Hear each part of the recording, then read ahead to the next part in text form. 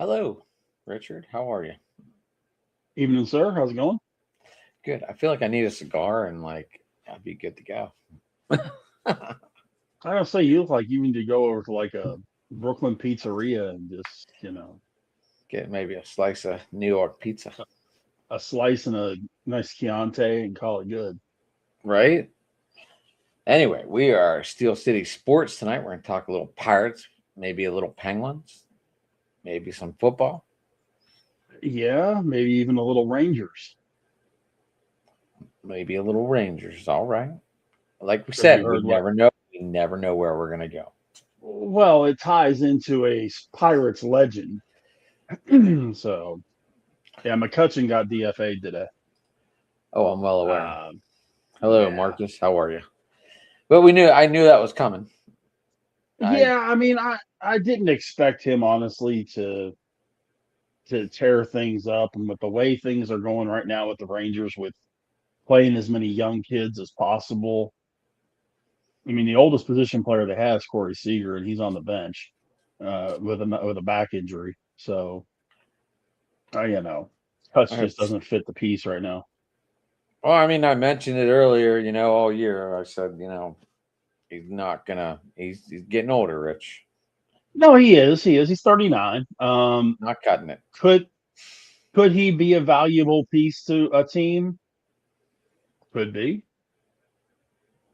I mean, I Great could. player, but I mean, eventually, you gotta hang it up unless you're the guy on the Steelers.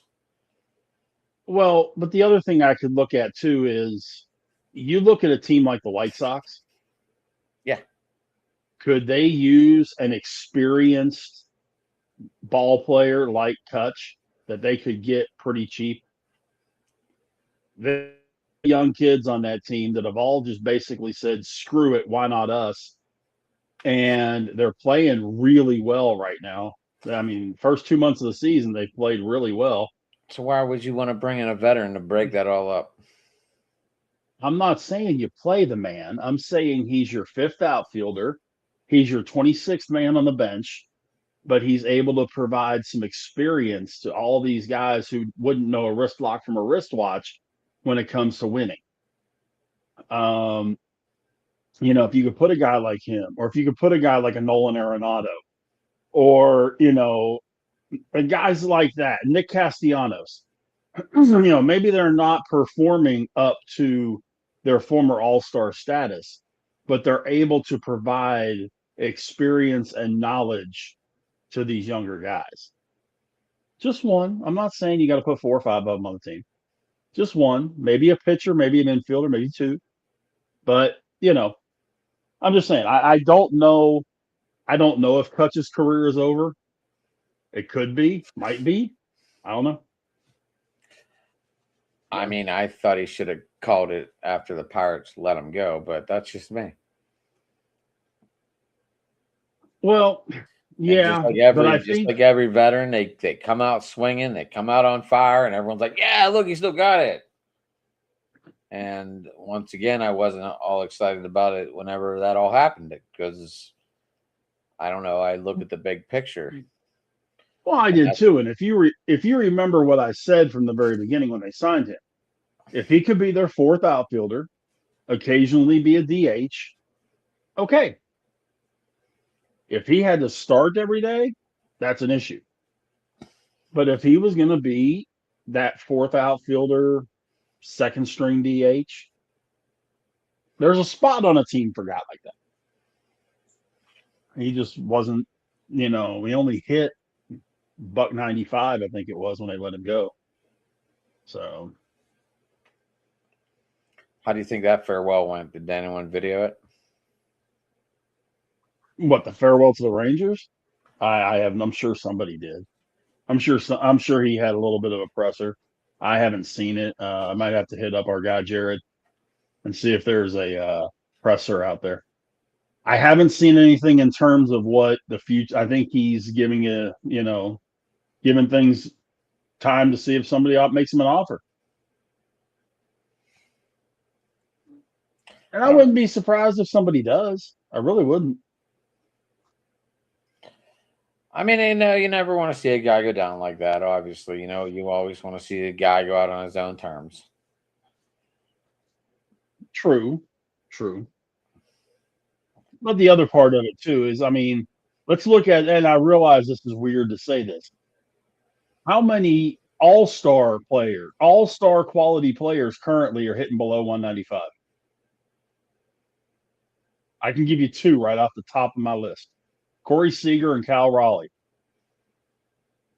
Well, Cal Raleigh ain't Not going to be hitting- hitting for a while. I understand, but neither one of them is hitting 195. Which I realize 195 is nothing to brag about, but That's the new Mendoza line. there are all-star quality players in the majors right now that this season are hitting worse than 195. I think Bo Bichette's close to it, if I'm not mistaken. Well, that's because they all just go for the launch angle. They don't go for the hits. I get that, And dude. unfortunately, it's becoming the new stupid norm. It is. You are 100% correct. I mean, it's ridiculous. Like, I hope like these young kids are never gonna play the game right because of this crap. Well, and when we're looking at the stats now compared to the stats even from last year, okay? If memory serves, it was either 7 or 8 guys that finished the season last year over 300 in the entire major leagues. There's 13 guys right now over 300. 2 are at 299. Nick Gonzalez and Andy Paez. So let's just for round numbers say 15. So there's twice as many guys that are hitting over 300 that qualify. There's also just as many guys hitting below 200 as there are over 300 that qualify. That's where the problem comes in. Because when you've got Manny Machado hitting 169, Corey Seager's hitting 179. What have they done to Bo Bichette?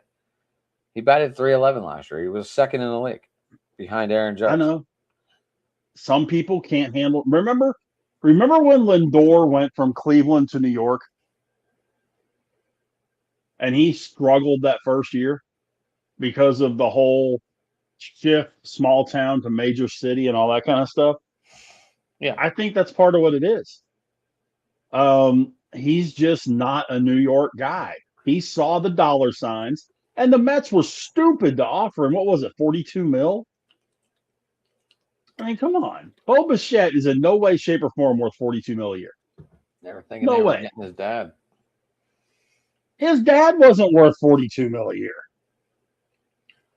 So, Rich, here's those 7 right now: Aaron Judge, Bo Bichette, Jacob Wilson, which that has Pittsburgh ties with his dad, right? George Springer, Trey Turner, Jeremy Pena, and Yandy Diaz. Are any of them players? Or those are all last year's 300 hitters. Are any of them players on that list right now? On the 300 list? Yeah. I had to double check before I said anything about that because Aaron Judge was.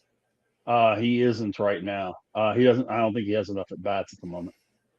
Give me that list one more time. All right. So we got Aaron Judge, Bo Bichette. No. Jacob Wilson. No. Even with the A's that are on fire. George Springer, Trey Turner, Jeremy Pena, and Yandy Diaz. No, and yes. So Yandy Diaz is still hitting over 300. Yeah, Yandy Diaz is 311. Otto Lopez leads the majors at 342. And Brandon Marsh bats, right? These aren't just like these are ones that would qualify for the batting title. Okay.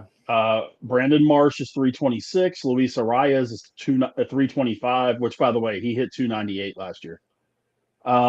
Troy Johnston of Colorado, rookie, is hitting 321. Xavier Edwards, another one of the young kids from Miami, hitting 316. Yandy Diaz, 311. Yordan Alvarez who should have an asterisk next to last year because he was injured for 75% of the year. And he hit 300 the year before. He's hitting 305 currently. Riley Green's hitting 305. Josh Young from the Rangers is hitting 305. Drake Baldwin, who is currently injured, is hitting 303. Ildemaro Vargas from Arizona is 303. William Contreras from He is on a massive slump too right now. He is. He was hitting 340 a week ago. Right, and I think he's 2 for his last 23. I think they said today on the radio. I think it might even be worse than that. But yeah, he's really. But he did have productive at bats today. I did listen to that game a little bit. I think he had 2 sac flies. So he's still hitting the ball. He's just not hitting them in open areas right now. Right. William Contreras 303 and Jordan Walker at 300 even. Jordan Walker, man, he was falling off the face of the earth last year during his rookie season, but he seems to have figured it out. The last 2 years. His rookie year was 2 years ago. This is his third season. He wet the bed the first 2 years. And everybody was calling him a bust. This year, 315 bombs, 42 ribbies. Kid's on fire. Yeah, he's playing very well this year. But when you look at this for baseball, I don't call people a bust till like 4 years. Well, yeah, that's about right. I usually give 3 for a hitter and 4 for a pitcher. There's some you just know that are going to be good. Yeah. But when you look, we were just talking about the over 300s, okay? Under 200 right now. And these are just the big names. I'm gonna bypass some of the guys that nobody's ever heard of. Cal Raleigh 161, Manny Machado 169, Corey Seager 179, Marcelo Zuna 187, Dansby Swanson 190, Cedric Mullins 190. Matt McClain was always known 199. Swanson was always known for his glove, better than his bat. But he still at least hit 250. I'm just saying, though, whenever you say I think Swansby, I think it's glove. Because I remember him coming up and now everyone's like, even in Atlanta, he wasn't that good as a hitter. No, well, that's true, but he at least hit 240, 250. And then right on the borderline, Jackson Merrill is hitting 200. Vinny Pasquantino is hitting 201. And Trent Grisham, captain breakthrough year last year, got that huge-ass contract, hitting a whopping 201. I mean, there's as many guys that are hitting horrible, that are big names. How long do you give it before these people stop putting analytics into everything and see that it's ruining the game?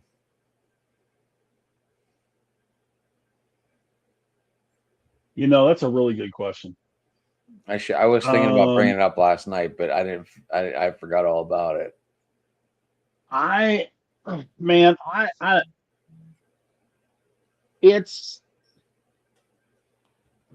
dad used to call it OTS, overthinker syndrome. And this is what all these guys were doing. All of these guys that are eyeball deep and create all these statistics and creating these statistics and all that kind of stuff. The absolute only thing that I have ever agreed with that these newfangled statisticians have come up with is the simple fact that on-base percentage means more than batting average. I saw someone's on-base percentage was over 1,100. No, that's OPS. OPS, I'm sorry. That's on base plus slugging. But on base percentage is your hits plus your walks. Because there's guys that are going to walk 100 times. Nick Kurtz has walked 52 times already this year. Mike Trout has already walked 50 times. James Wood in Washington any of them has on walked pace 47 times. Are any of them on pace to beat Bonds? Let's see. Kurtz might be. Bonds had what, 170 something? I think it was 184. I thought it was 184. Let me double check. Because all the walks almost took him out of like eligible batting participant. Well, I mean, if I look at Kurtz and extrapolate it out, no one's even close. Bonds had 232 walks in 04. So no Maybe one's even 184 were intentional.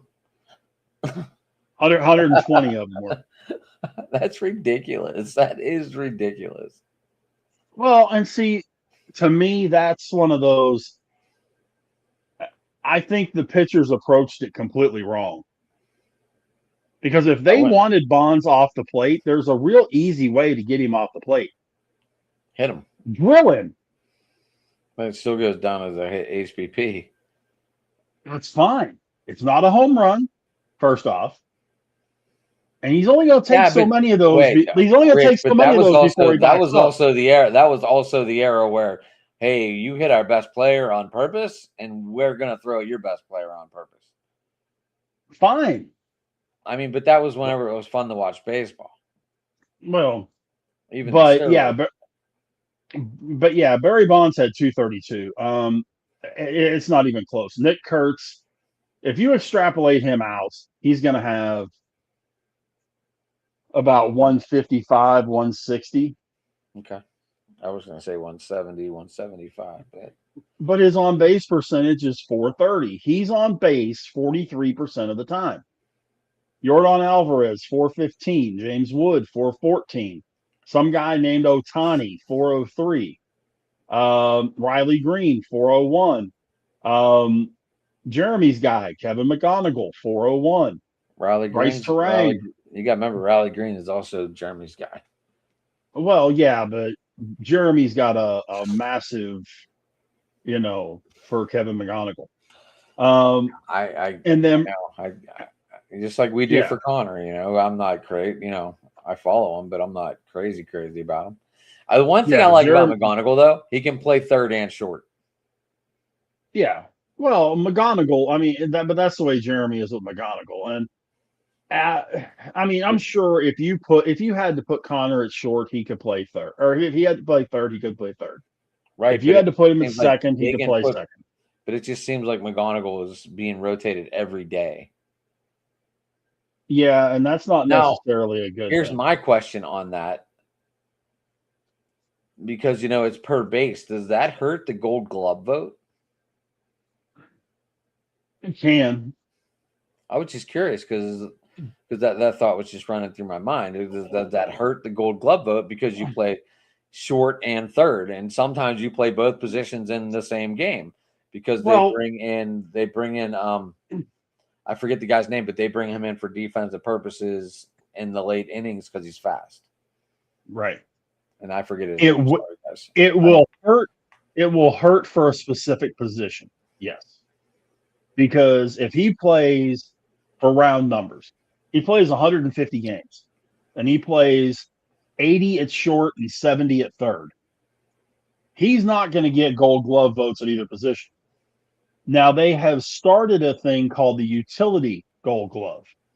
Josh Smith won it last year for the Rangers because, and he bounced all over the field. That's the Gold Glove that someone like that situation would be going after. He wouldn't win it at short. He wouldn't win it at third, but he could win the utility Gold Glove. And that really takes the sixth man out of it. Or, you know what I mean? Real utility, that really takes the real utility infielder out of it. Well, but I don't think that Detroit has a true utility infielder. I think I'm talking about all in baseball. I'm talking about all in baseball. Right. But yeah. It's now not only are you going up against an everyday player, but an everyday player that plays multiple positions. Well, that's true, but there's several. I mean, a guy like Jose Caballero, okay? When Volpe is healthy, he's going to play second, short, and third. And he could play first, but he'll play second, short, and third. And he'll play every day. So he's a guy that's in that spot. Josh Smith is in that spot. to be perfectly honest with you, with Pittsburgh, Jared Triolo's in that spot. He can play third, he can play short, he can play first. There's a lot of guys in baseball that play every day, but don't necessarily play one position every day.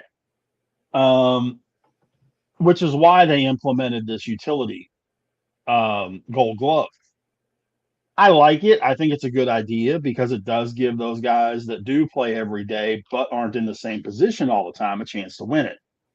And it's not a secondary Gold Glove. It's a Gold Glove. It's equivalent to outfield or second base or whatever. So could that affect him winning it at short? Yeah, it could. Could it affect him winning it at utility? No. It could benefit him, actually. And then, of course, it depends on the breakdown.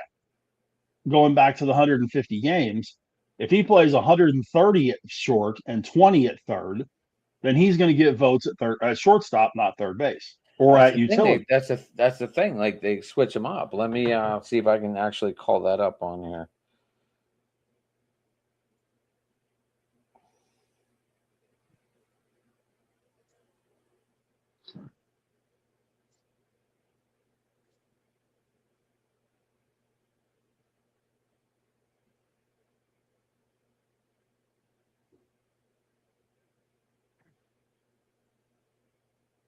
According to this, he's played 26 games at third and 39 games at short this season. Are you talking to me?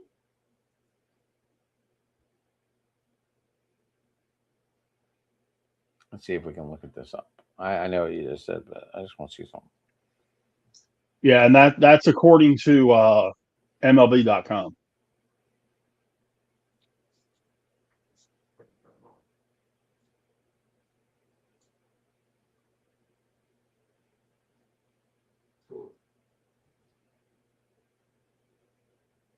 And see, the thing is, I was looking at this in the minors.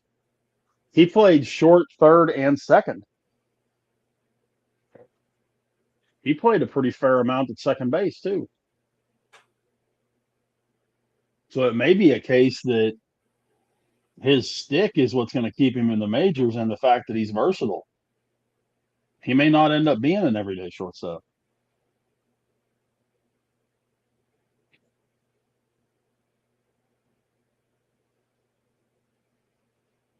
I know I listened to games where they put him in third, and I was in the ninth inning, but still, I know they've done it. No, but see, okay, but if he gets moved to third for one inning, it doesn't say that he played third.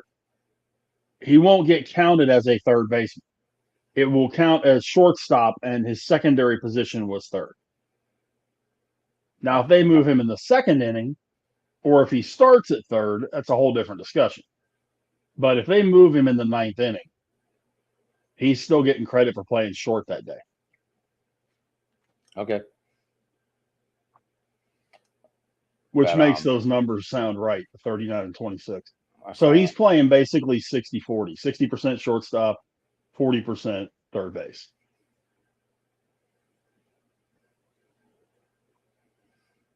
But that's tough to do because you've got a whole lot faster reaction time at third than you do at short. I mean, it's not a huge amount, but you've got a lot more reflex at third. You've got a little more time to maneuver, a little more time to think at short than you do at third. Not to mention covering bunts.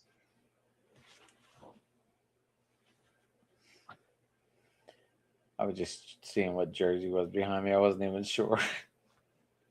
Yeah, for some reason you got like freaking cowgirl jersey behind you. Yeah, I do.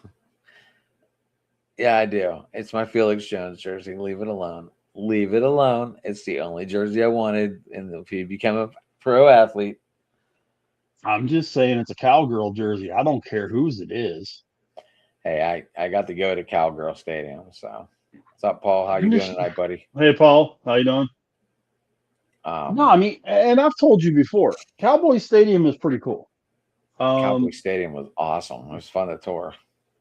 One of the first times I was in there, and this was pretty neat. We were doing a high school playoff game up there. And we come walking in and we're like, what in the world? Jerry Jones's grandkids were in the media box, the like TV box, They weren't in his nest. playing Madden on the jumbo screen. Jason Witten was like 15 feet tall.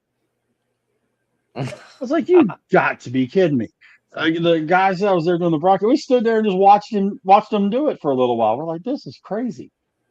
That'd be How awesome. cool is this? Yeah, I mean, you got an 80-yard wide television that you're playing Madden on. I mean, come on. Who can beat that? Are they actually playing it on there or just playing it on the screen and playing it on like a screen like in front of them? I couldn't tell if they were playing it on like a TV screen in front of them, but it was up on the Jumbotron. Because that'd be hard to strain your eyes the whole time. Not from where that booth is. Is it straight across from it? I don't remember. It's been so long. I was there I was there before they played football in it. The craziest thing is the TV booth is right at the 45-yard line. Okay. The radio booth is in the corner of the end zone. I know. Yeah. They said it's horrible for radio. Still don't. Yeah, it is. Full disclosure. Most of the games that I did in that stadium, I called from the screen.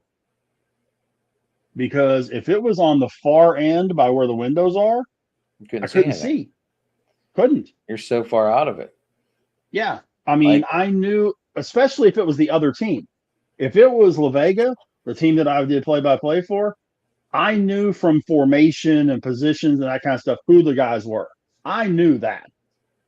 If it was the other team, I had to rely on the screen. Otherwise, I couldn't do anything with it. Horrible. But Jerry, it literally was an afterthought. When they put the whole thing together and Jerry approved the design and all that stuff, Brad Sham, who at the time had been doing Cowboy games for almost 25 years, 20 years, something like that, walked in and said, okay, where's the radio booth?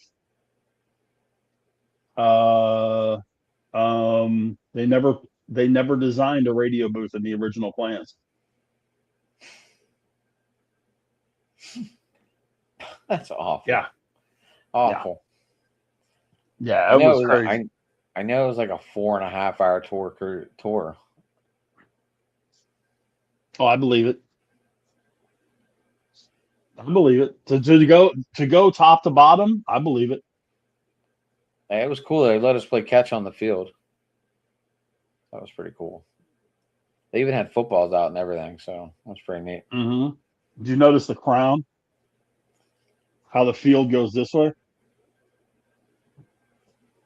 No. Like if you're standing on the sideline and then you're standing on the logo, if you're standing on the sideline at the 50 and you're standing at the logo at the 50, you're about 2 feet taller than if you're standing on the sideline. Why do they do that? It has a crown for a couple of reasons. It used to be the field was crowned for drainage purposes. So that if it rained real bad, it just went off this way.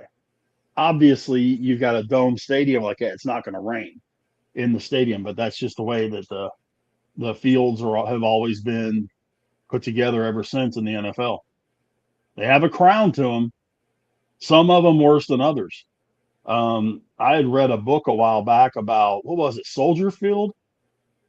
It was either Soldier Field or Lambeau, one or the other, that it had almost a 4-foot crown to it. It was like you were running downhill 4 foot from the midfield to the sidelines. That's crazy. I walked Heinz Field. I thought I was walking straight. There's a crown to it. I've walked. I promise. There's a. All right. I just don't recall it. Yeah, it's weird. It's a weird feeling. And see, the crazy part is they're able to do different things with that terrain because a lot of people look at it and they go, okay, it's just a football field. They have concerts there. They've had boxing matches there. They do rodeo out there. They do monster trucks and that kind of stuff. Yeah, and they have to flatten everything and all that stuff. And that may have been what was going on whenever you were there, is that they may have gotten done with one of those events or something. It wasn't then. Was it NFL season when you went on the tour? For or AT&T? Yeah. There wasn't even a game played on that field yet. Oh, okay. So yeah, there probably wasn't a crown on it at that point then. This was before. This was the year the stadium opened. Yeah. So you probably didn't have. Yeah. They probably hadn't put the crown on the field yet. If you did it before that, yeah. Yeah, that's why I don't recall it. Maybe that would explain why. Yeah. Gotcha. But yeah, I promise if you go and take one now, you would notice the difference. But it's pretty cool though. It is pretty cool. Much as I can't stand the Cowboys, the stadium's not bad. Oh, stadium's nice. In fact, they've got I think it's 4 World Cup games that are going to be played there. Should be that whole bracket, right? There should be 8 games. I don't remember seeing it be that many. Let me look. I thought they did the whole bracket on stadium. So you're telling me USA is going to play in different stadiums? I didn't think they did. I thought they were playing all in SoFi. I could be wrong. I didn't really look because I don't know why. I know it's right around the corner. Let's see. Yeah, because see, like in Group A, like the first pair of games, okay, on Thursday, June 11th. Group A, Mexico and South Africa plays in Mexico City. Group A, Korea Republic and Chechnya play in Estadio Guadalajara, and they're in the same group.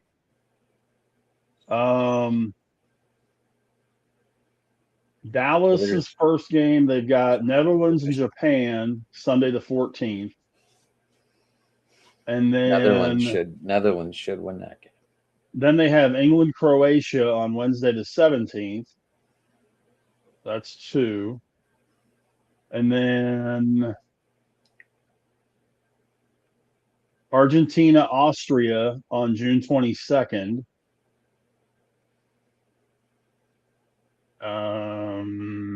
So they put natural grass in there for this. And then Japan, Sweden on June 25th. I don't know. I don't think so. They had to. It's the only way FIFA would let it go. Well, they must have then. Jordan, Argentina, June 27th. So that's 5 games. Looks like they have 5 games in pool play. And then they have 1, 2 in the round of 32.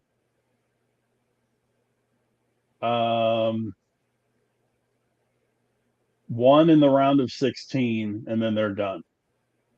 Well, no, I'm sorry. And then 1 of the semifinals is in Dallas. So they've got a total of 8. Let's see, what's even crazier, the bronze medal game is in Miami. And the World Cup final is in New York, New Jersey. It's at the Meadowlands.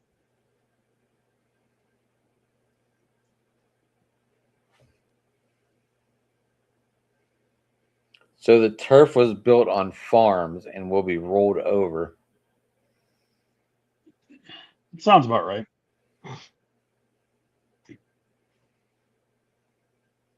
It'll probably be very similar to what they do when they do like monster truck stuff and things like that. Crews are building right over the existing artificial turf and laying down a protective barrier.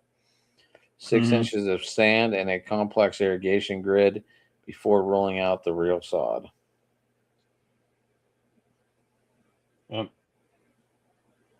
It'll be there for indoor concrete floored domed stadiums like NRG and Houston and AT&T in Dallas. Crews are utilizing a system of interlocking plastic trays called Permavoid to manage water drainage and airflow beneath a 10-inch sand base.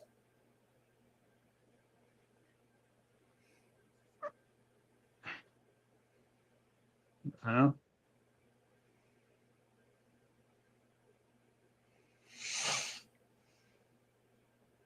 I mean, there's a lot of stuff they got to do for these things to get these stadiums ready and all that. There's a whole ton of stuff they do. Oh, yeah.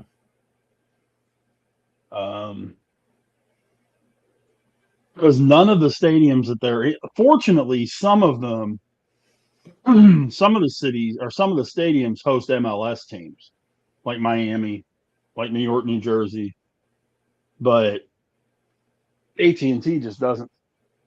Well, they're doing the same thing for the championship game. It's the only way it could be played in New York or New Jersey at MetLife. Yeah.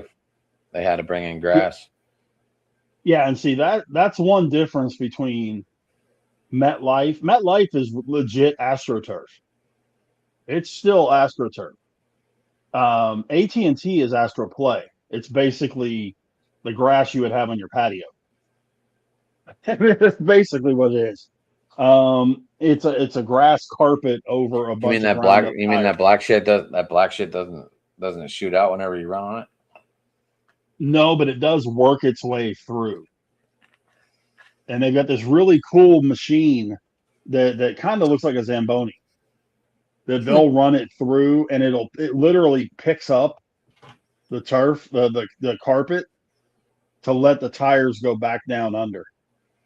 Which is why, if you ever notice, like the opening day of the season, the Cowboys turf, and I'll use them as an example.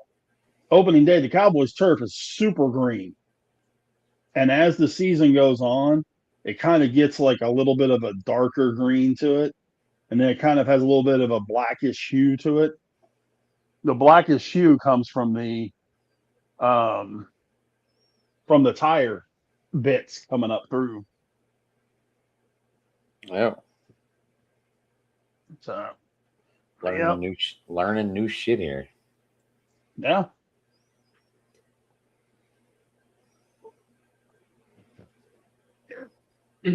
So, but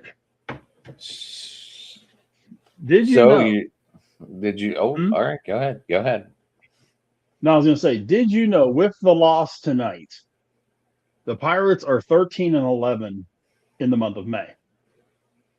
With one more win in their last 4 games, they're guaranteed to once again not have a losing month. And we could have been 1 game above the Cubs if we would have won tonight. Could have been. We have 1 more against the Cubs tomorrow night. Skeens against Ray. And then 3 against Minnesota at home. Which, I mean, let's be honest, that's a conceivable sweep. Should be. Minnesota's not very good. I'm not putting anything for granted. No, but they should take 2 out of 3, no question.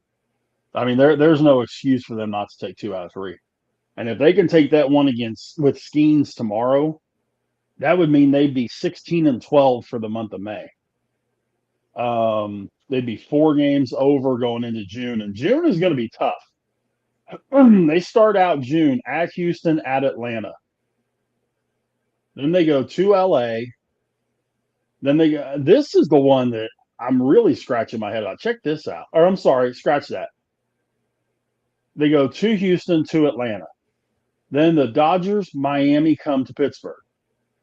Then they're at the A's, at Colorado, Cincinnati and Seattle come to Pittsburgh, and they close the month again at Philadelphia. June could be a tough month. They've got some pretty good ball teams they're playing there.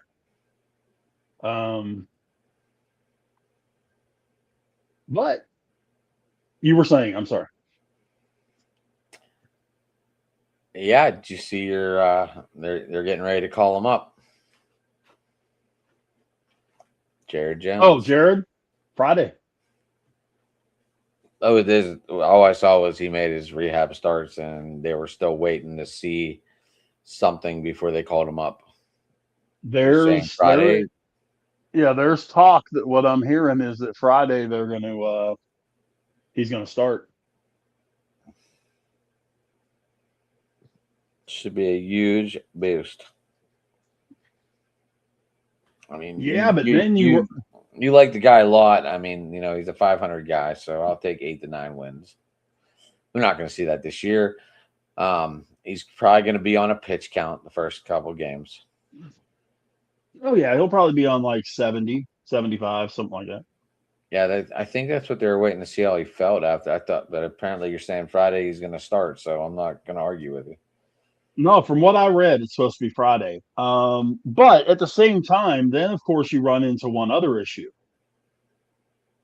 And there's obviously two guys it's not going to be. But which one of the starters goes to the bullpen? Go to a 6-man. Doesn't matter. We're already running on a relief pitcher system. I don't know. What do you mean? I can move. Well, I mean, you're going to have to send someone down. So keep Madinsky up there. Yeah, you send one of those. You send one of those yahoos from the bullpen down. Let him be your long. Let him be your long reliever, and then just put the guy that's only pitching one inning, and then Madinsky comes in. I don't know his name, so I always miss the beginning guy. Madinsky. Madinsky's the long reliever in that situation. Because they always send out some guy to start because Madinsky can't get through the first inning, and that seems to be a huge problem. Yeah, but the way Ashcraft is pitching right now, he ain't coming out of the rotation. Obviously, Skeens is not coming out. I just told you who they're going to take out. How do you not take that out? How do you not take Chandler out the way he's been pitching? Rich, they do that every rotation. They start a reliever and then they go to Madinsky. They're going to eliminate that for Jones. So they're going to put Madinsky in the bullpen? Why? He's already in the bullpen. Okay, I'm not counting that as in the bullpen. Well, that's what he is still. He's not a starter. He's a long reliever. He's not a starter.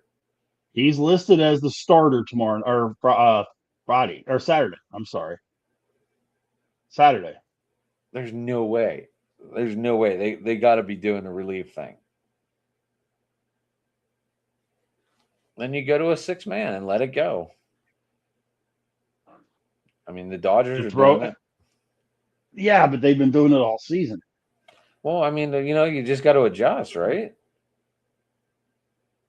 Yeah, but do you want to mess with somebody's rhythm? You're going to have to. Especially when you have two really young guys in there. One of which who has been lights out for the last month, 6 weeks. Ashcraft has been unbelievable. Ashcraft right now, honestly, for the last month, Ashcraft might be better than Skeens.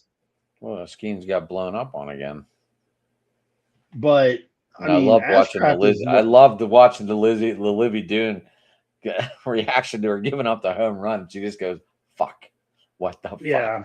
It made me feel like she's one of us. Yeah. She made me feel like, oh my gosh, she's normal. Yeah. I loved it. But I'm just really curious to see two things between now and July. And it may be a case that they go to a 6-man, as much as I don't like it, for a month and a half. and maybe they try to trade Majinski for bullpen. And what do they do with Ozuna?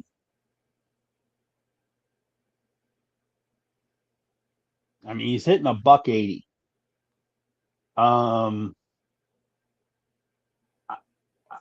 You've got better bats in that lineup right now. I mean, in essence, you have, especially when O'Hearn comes back, 5 outfielders that could all play. You could DFA Ozuna and put one of these young kids as the DH. You're going to eat that 22 or what is it, 12 million they're paying him? Would you rather eat it or watch it just go to waste on the field? Well, what I'm saying is, would I rather try to see if I can get a young bullpen guy or something like that? I don't think anyone's. If you're an owner, would you really give up talent for what you're watching on the field, hitting $186 for that kind of money? Well, and that's where I think it gets down to what team is it. I don't even think it matters what team. You're not hitting on the Pirates. You're not going to do much better anywhere else. But I mean, Mangum and Valdez. Or you got Mangum. Do what Stephen Vaught did to Stephen Kwan and drop him in the lineup. He's already hitting 6th. Drop him more. You can't drop him too far, or it's going to hurt the team. You make him 9th, then you're slowing down. No, you drop him 9th. He's already hurting the team. Okay, but who's hitting leadoff? Who's hitting leadoff right now? Yeah. Wasn't Connor Griffin hitting leadoff today? For the first time in a rookie's hit leadoff in 52 years? Yeah, he's hit leadoff the last couple days. Right, but that was like a record set. Did you see that? Yeah, but you're missing the point. Do you honestly want to see Connor Griffin hit one in the gap with Ozuna at first?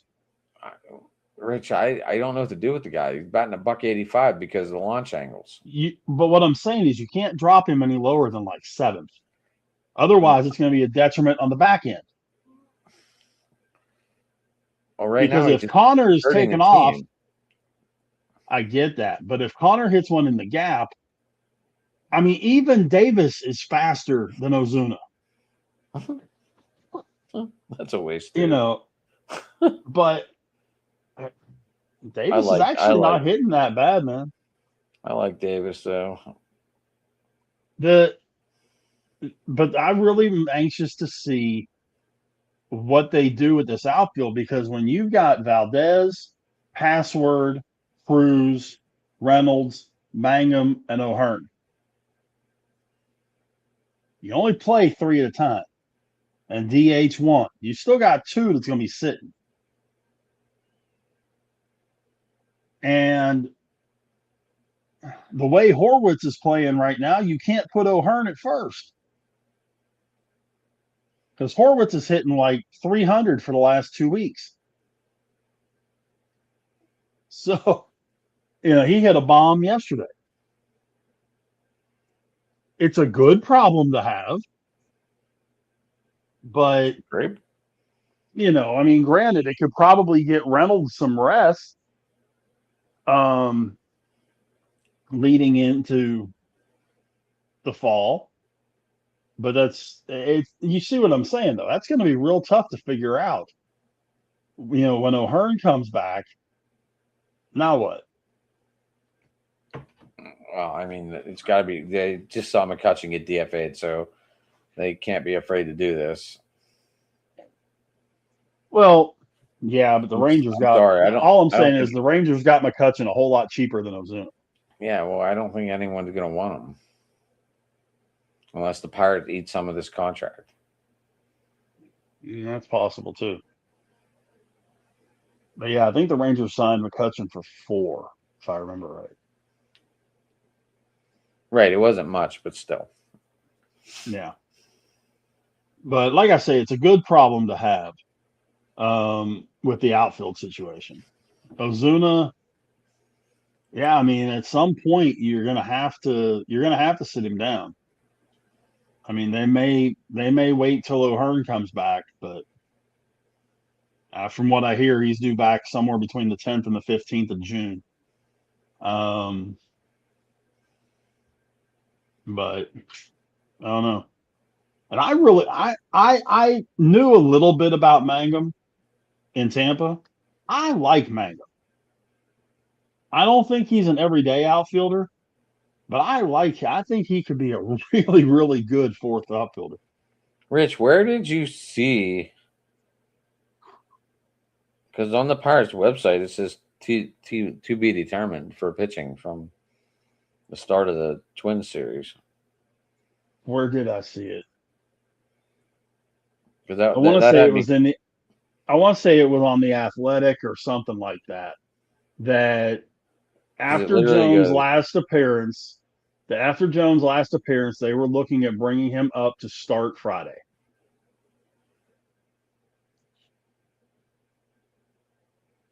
No, I saw that, but you said Medinsky was going to start Saturday, and according to the Pirates website, it has TBD from Friday's game on.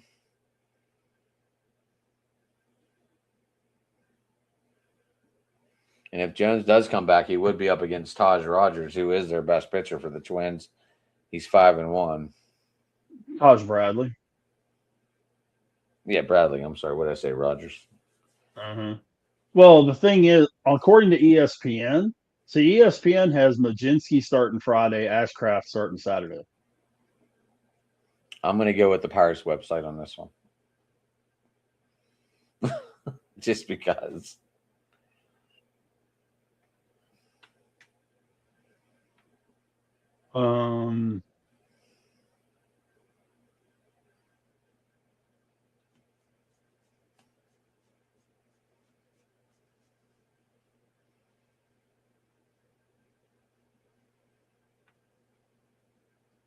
I'd have to. I'll find it.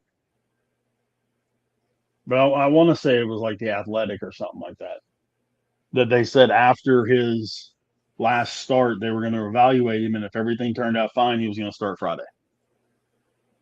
So I saw that too, but it's still not updated on the Pirates website. So I'm going to listen to them for now. I am putting Derek Jones unless there's any setbacks for Friday.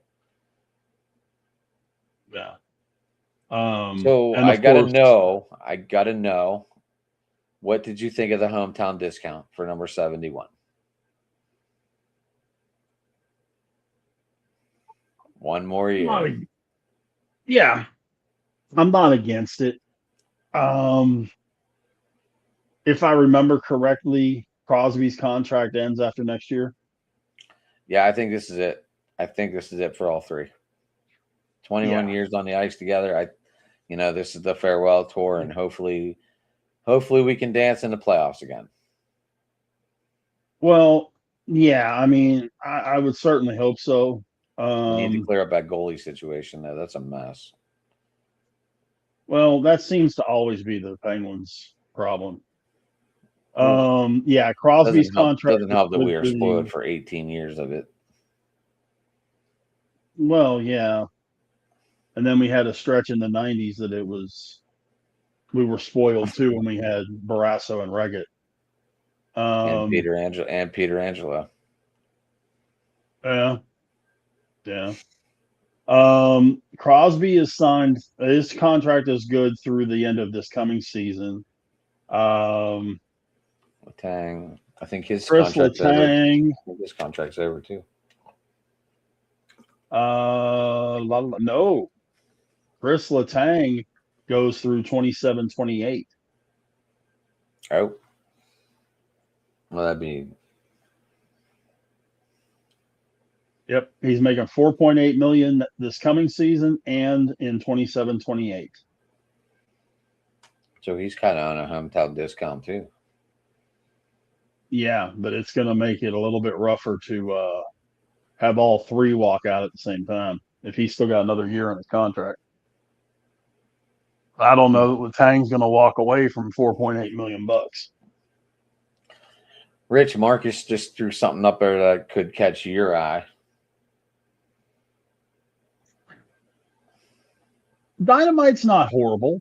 I mean, I know some people think it's ridiculously bad.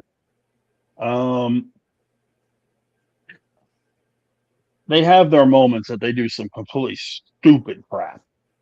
Don't they all though?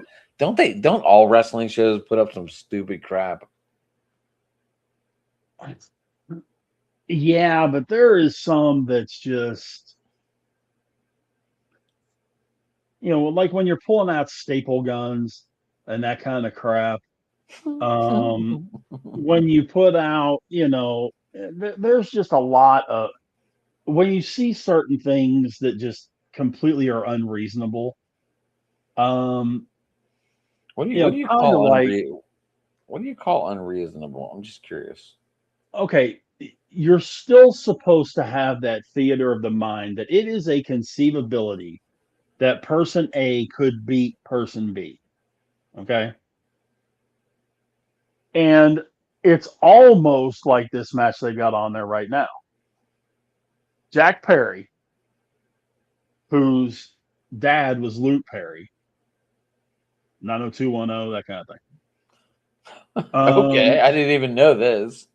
Jack Perry is 5'7" and $175.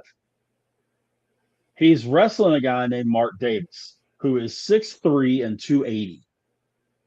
There is no way on any planet that Jack Perry should stand a snowball's chance in Hawaii of beating this guy.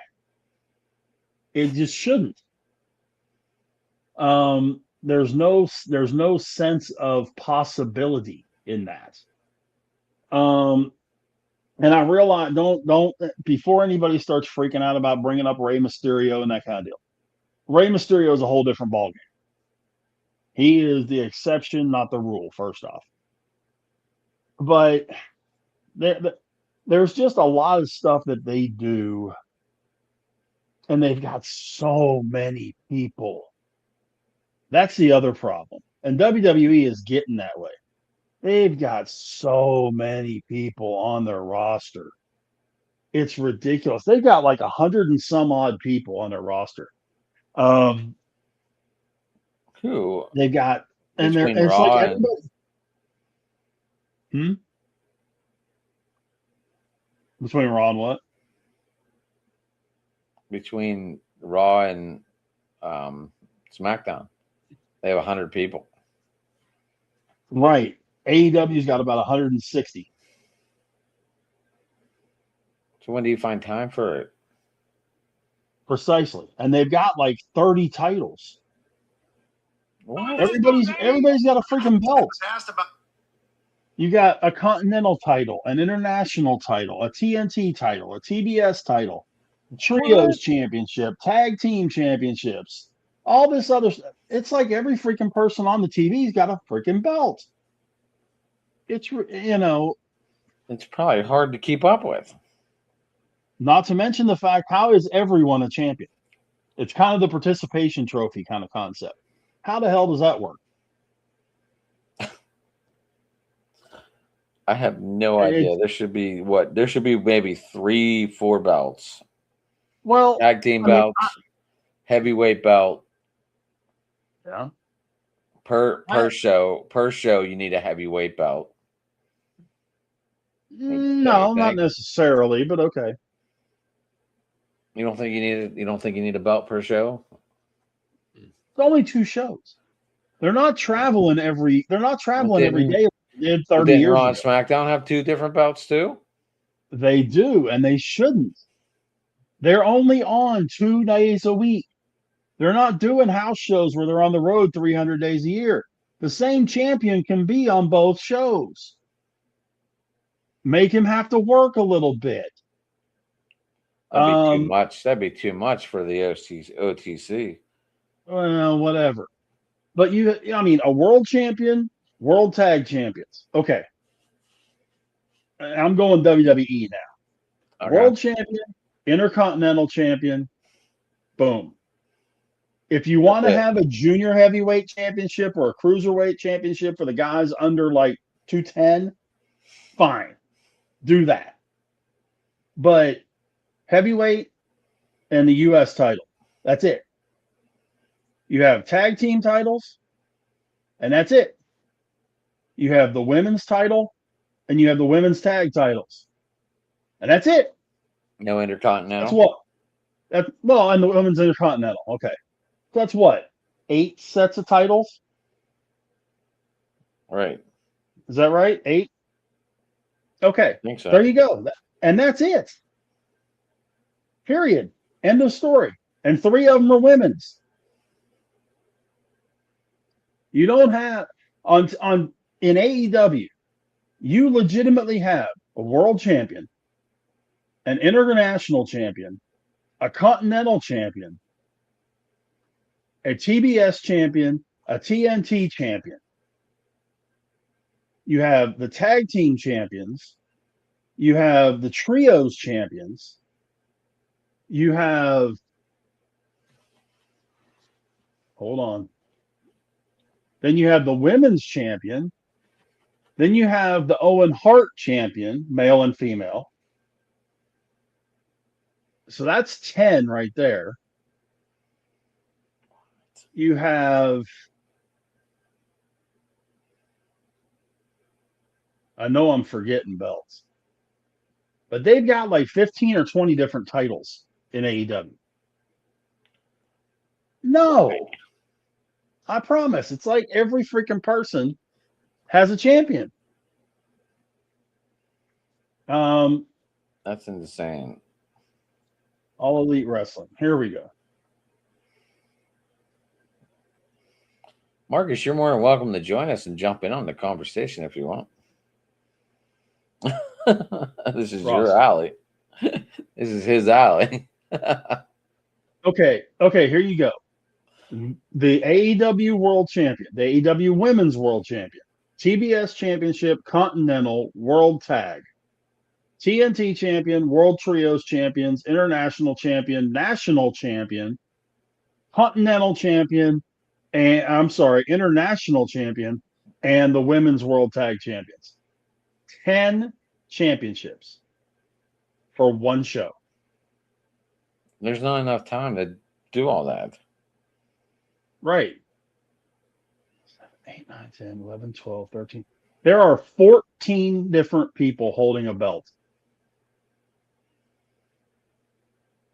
And does that count 2 for the tag team belt or no? Yeah, that's 2 for the tag belt, 3 for the trios belt. The what? Yeah.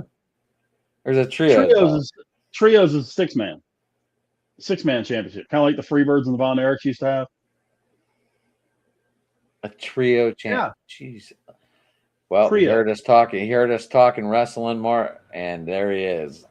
You said the magic words, but the bad part is I was just getting ready to go off though. Do I know? I'm not gonna keep you long. Hold on. Take that. Everyone, Marky Mark. And had AirPods in. Ow. Fucking earring got caught in my fucking headphone. All right. Because to correct Rich a little bit, the Owen Hart thing happens once a year. Like, it's a tournament where they earn a title shot, but they don't have a belt no more. They carry a trophy around now. Well, but okay, same difference. Okay, so he got about all the men's titles handed down, but he forgot one more. Yeah, they have an international champion, but they also have a national champion. Mark Davis. Yeah, that's what I mentioned. He's the national, not the international. So yeah. Takeshita is the international champion. He's international. Mark Davis is national. Right, and then the Continental is Moxley. Yeah, that's their version of the Intercontinental Championship. But I'm so glad they don't carry 3 belts for that shit no more. Only when they have that freaking the Continental Classic at the end of the year, they carry 3 fucking belts. They let the Continental Champion automatically qualify in the tournament. And then Moxley defends that title almost every week on television. And also the women's got their own tag belts too. So they got the TBS title, the women's title, right, and the women's tag title. So they got 3. Not to mention every belt in freaking Ring of Honor if they get defended in AEW. Ring of Honor's got a galore titles too So does CMLL. You might see a CMLL belt defended every so often in AEW. Yeah. Same with New Japan. Well, New Japan ain't really been defending their titles lately on AEW TV, but with Forbidden Door coming up, they might start showing their talent, because when Forbidden Door comes, it's now a joint production of AEW, New Japan, Ring of Honor, CMLL, and some other company I don't remember. It's 5 companies putting this show up. But if AEW just had the world title on each men's and women's, TBS and TNT titles, and the tag titles, that's enough. World Wonder Ring Stardom. What they're from Japan. Mm-hmm. So 2 Japanese companies, 1 company from Mexico, and 2 from the U.S. for Forbidden Door. Yeah. And see, that's one I don't understand either, because what's going to end up happening is you're going to have matches on there that nobody has the first freaking clue who the people are. At least one, maybe both. If you don't watch New Japan, if you don't watch this other stuff, you're not going to know who in the flying blue hell these people are. You know what I love about... I'll tell you one thing I love about Forbidden Door. It's kind of funny. They have 2 ring announcers. They have an American ring announcer and a Japanese ring announcer. And like let's say like Kenny Omega, or not Kenny. Let's say like Katsuyori Shibata. He came from New Japan. He's in AEW now. He's part of the freaking conglomeration. Justin Roberts will do his thing, like saying, "Oh, from Tokyo, Japan, waiting, blah blah blah." Katsuyori Shibata, and here comes the Japanese guy.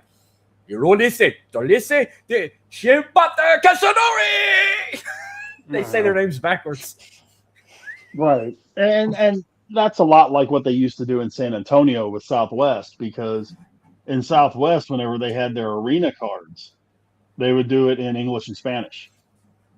Just like they did their TV. When Stu Stack would do commentary, he'd always have the Hispanic guy standing next to him and do the commentary in Spanish. Well, I wanted to pop in on the comment I put. I would watch them regularly if I didn't have to pay $600 a damn year, because now they're trying to get a pay-per-view every month. They still got January and February to go, but they just announced, if you watch Double or Nothing, they're debuting a brand new pay-per-view in July. It's called Redemption, and it's in Montreal. The fleur-de-lis got me. I thought it was in New Orleans, but no, it's in Montreal. But I'll take it. But yeah.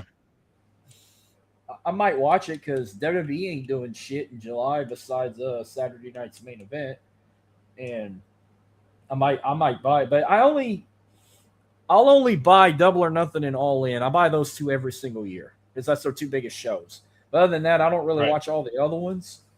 But I might watch Redemption, because it's in Montreal and they're French like me, so I want to see how the Montreal crowd reacts. But no, Dynamite was all right, but they're doing Collision tonight, I guess, because they know everyone's going to be watching AAA Saturday night, so they don't want to compete with Noche de los Grandes when they're on freaking YouTube. But well, and also, if my math is right, they would have Game 6 of the Western Conference Finals also on Saturday, competing with them. Oh, it's going to Game 7. The Spurs and the Thunder's a rivalry now. They want that 7 games. Right. But what I'm saying is they didn't want to compete with AAA or the NBA at the same time. Oh, wait. You might not like this, but when we get to the end of June, we might be predicting 3 shows when I'm only going to watch 2. Because when we get to the end of June, we got Night of Champions from WWE and Saudi. We got Forbidden Door for AEW and New Japan. And then Sunday is Slammiversary from TNA. All the same weekend. Yeah. And I'm only going to watch. That's going to be WWE and Slammiversary. That's the only 2 I'm going to watch for sure. I don't think I'm going to pay for Forbidden Door. Well, that's going to be interesting to see what the buy rates are like for TNA and for AEW, and see how much it's affected by having those on the same weekend.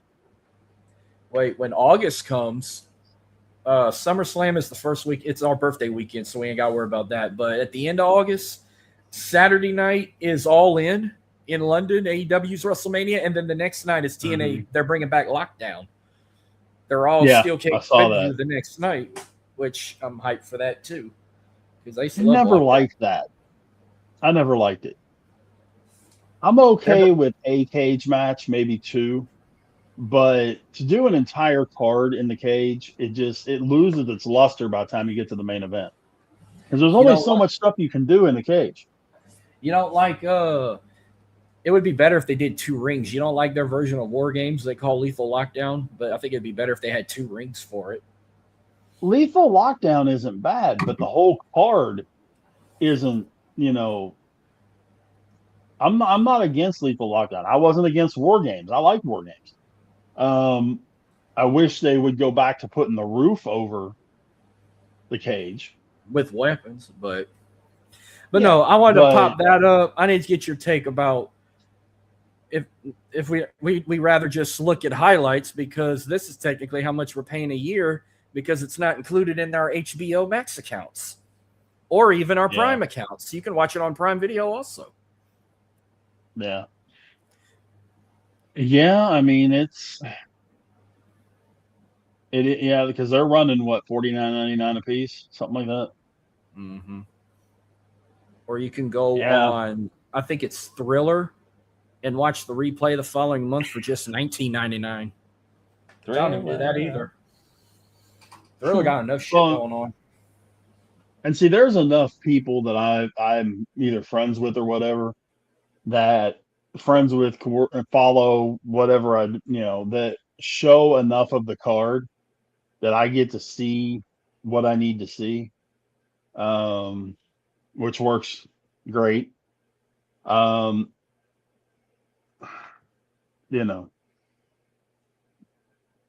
interested to see how they get. I mean, we know what the Wembley show's main event is going to be. I'm just curious to see how they get there. Anybody that's paid attention at all knows it's going to be Ospreay against MJF. Well, if Ospreay wins the Owen Hart tournament, he'll get that title shot, but people think they might give it to Swerve. I think it'll be Swerve and Ospreay in the finals, but I think Ospreay wins it. Well, he has to. I mean, because that's the whole point of it, is to win the Owen and then go to Wembley in his home stadium and fight MJF. The other bad part to that is that's going to mean MJF's going to hold the belt for like 3 months and lose the belt again. He's going to hold it for the rest of the summer. I mean, him and Roosh next week should be fun. If we get him and Mark Briscoe, which it should be on a Dynamite, not on a pay-per-view, he's going to retain that night as well. Right. If he's going to be a fighting champion like he says he is, I'm pretty sure they'll let Darby have a rematch when he come back, and then he'll beat Darby again. They got to end this trio. Darby got the win in his hometown. Then MJF got the win in his hometown. They got to have one more rubber match.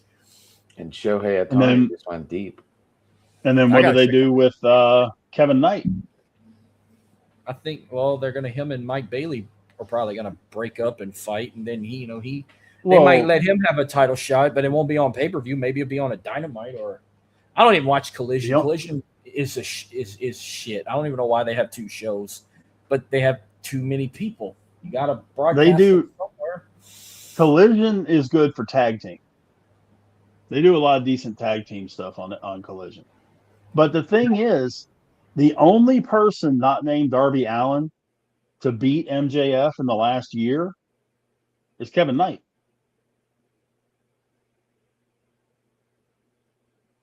Somehow, some way, they're going to have to give him a shot. They're going to have to give him a title shot. But if he's turned, then you're going to have heel versus heel for the world title. And he's already a champ. He's the TNT champion. He beat Kyle Fletcher for it a while back, and now Kyle Fletcher just came back. Which, okay, can we? I know I don't like to compare people to other people from WWE, but I just see it in them. Does Don Callis look like an AEW version of Paul Heyman right now? To a degree, yeah. Another Paul Heyman in the making. Is that what's going on? Well, but Don Callis, I like this. I like him. I'm sorry. Well, Don Callis has been around about as long as Paul Heyman has. Don Callis was in WWE before Paul Heyman was.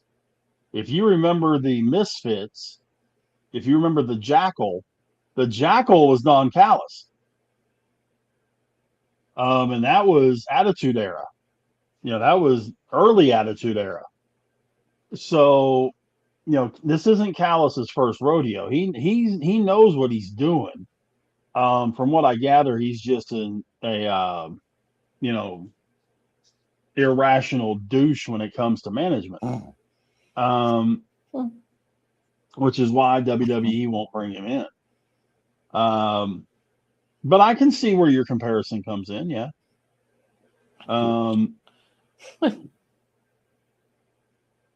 But I'll tell you true, they've got if they would just trim the fat off the brisket in AEW, it'd be a whole hell of a lot better show. Because when you've got Fletcher and Takeshita, and as much as most people don't like him, and I'm not a big fan of him either, but Okada and Omega and Swerve and Ospreay and MJF and Kevin Knight. I'm not a Mike Bailey fan by any stretch, but I could see Kevin Knight and Swerve Strickland together as a team. I think that could make for an interesting pairing. FTR, that kind of thing. They've got a lot to build around. It's just all the extra leaves on the tree that you don't need. You know what I mean? 80% of the Don Callis family could go away today and it wouldn't make a lick of difference. I'm serious. I mean, am I wrong? A lot of those guys you named, I actually really like. Like, I love Kenny Omega. I love Swerve. I love Jack Perry. Jericho, if it was nice. I love the Young Bucks, even though they did annoy the hell out of me at one point. I can't. I fucking love MJF. He's the greatest shit talker I've ever seen in my life, and he don't give a shit. FTR, I mean, I respect. Who's the guy that said "We the People"? Was that Jack? That was Jack. That was Jack Swagger. Jack Swagger. Did you see what he's doing now? Yeah, he's doing power slap. Yeah, power slap. He was a pro wrestler, an MMA fighter. Now he's a pro slapper. Dude, that shit's potent, man. That shit is potent. They came to New Orleans one time. Amateur wrestler. Yeah, he at the University of Oklahoma, and did he play football too? I believe so. For the Sooners. Yeah. He called himself. He was the All-American, and then him and Cesaro were a tag team with Zeb Coulter as their manager, called the Real Americans. That's where they got the "We the People." Yep. Old Dutch Mantel. Oh, I loved his little mustache, and he didn't give a fuck. I wish we'd have him today, where he talk about these people sneak across our borders and all that. Wouldn't go well, but I listen to Dutch's podcast every week, man. He does 2 every week. I listen to every one of them. I would He's love to get super entertaining guy. I would love to get him on. He doesn't do a lot of podcasts, but he does his 2. He doesn't guest on a lot of them. But because he's had some really bad health issues here the last 2 or 3 years. Swagger. No, Dutch Mantel. He used to also be in AEW as Jake Hager, as his real name, but he was Jack Swagger in WWE. I just thought it was funny. I was like, I wonder if they know that. I wonder if they saw that. I remember Jack. Yeah, that whole power slap thing, the whole concept of it just makes me kind of go, people will literally watch anything. We used to do that for shots at a bar. I used to laugh at it if I come across it on like Instagram and stuff. I'll laugh, but they did a slap, whatever they call their shows. They did one in New Orleans one year, and a buddy of mine went, and they laughed every time someone got slapped or knocked out. Like, it was funny to them. We used to do it sitting at a bar, and the loser had to buy shots. Oh yeah, that's a Pittsburgh thing, man. We were like, it's another one of those deals. It's a Pittsburgh thing you wouldn't understand. Other people just wouldn't get it, Adam. Oh, we get it, Rich. We get it. We do. I've watched it happen. It's crazy. I have watched it happen, and I just sat there and shook my head. I'm looking in? It, Nope. Well, I know y'all did y'all's Yeah, Steel City talk, but I'll be looking forward to coming on whenever the Saints play the Steelers later on this year. And y'all come on mine and Paris. Yeah. Sadly. Yeah, it would have been cool if we would, because I think we all would have went to that game because all three of us could have met in one place. Yeah. Rich's wife would have been absolutely overwhelmed going to see her Saints play. Rich would have been able to see the Steelers and Marcus. Unfortunately, we could have had one or two chances, but no. One game's in Paris and the other game is in Pittsburgh when the Texans play the Steelers. Yeah. Yep. But no, the only Saints game I'm gonna try and get this year for sure. I'm trying to go to their home opener against the Raiders. The Raiders. Go watch them play. Mendoza against Shuck.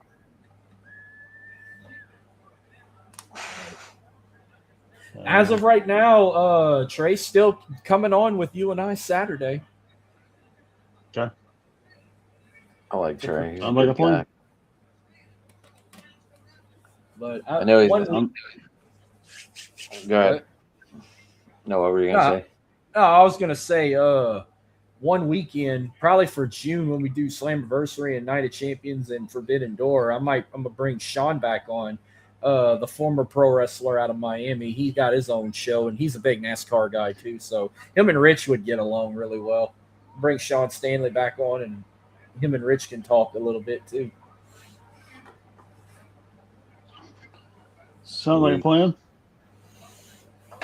Sure does. Go ahead, Mark. Tell people what you got coming up for the week if you got anything. Yeah. And we'll call it a day. Tomorrow night I'm go live at 9 in less than 24 hours for my show On the Go, where I'm gonna talk the NBA playoffs, Stanley Cup playoffs, Astros sweeping the Cubs, on and off with the Rangers. Talking about the MLS going on pause with FIFA coming up, and what else I got? Oh, LSU Eunice got eliminated in the Junior College World Series, so their season wrapped up. I'm gonna talk all kind of shit tomorrow night. And then Saturday morning, me, Rich, and Trey, we're gonna predict Noche de lo Grande and WWE Clash in Italy. Nice. And talk a little bit of AEW too on the side. You might hear a repeat of what we talked about here, saying they have too many belts and Double or Nothing was good. I'm gonna try and get back into watching Dynamite if they're gonna really put the belt on Will Ospreay at the end of the summer. So I want to be there from start to finish for that.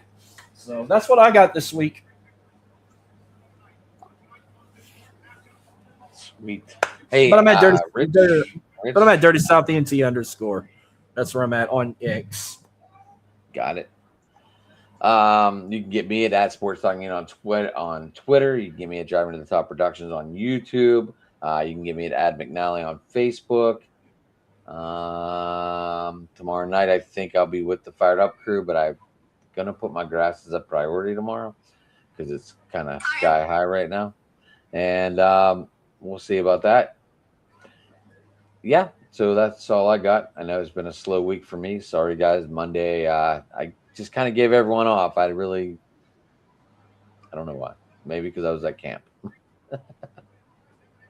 No problem. But go ahead, Rich. Let's finish it out, close it off, and get the heck out of here. All right. Twitter, Big Rich 8371. Coming on. Sorry. Yeah, man. Yeah. Big Rich 8371 on Twitter, X, whatever we're calling it this week. Facebook, just my name, Rich Richardson. Of course, like Mark was talking about, Saturday I'll be on with him with Cage and Turnbuckle podcast. And then Saturday night we'll do baseball. Monday night we'll do baseball. Tuesday night we got open mic. Just all kind of stuff going on. So catch us while you can here on Driving to the Top. Appreciate Marcus jumping on, as usual, with my broadcast colleague right over there, Adam. My name is Big Rich. Until next Wednesday for Steel City Sports Talk. So long, everybody.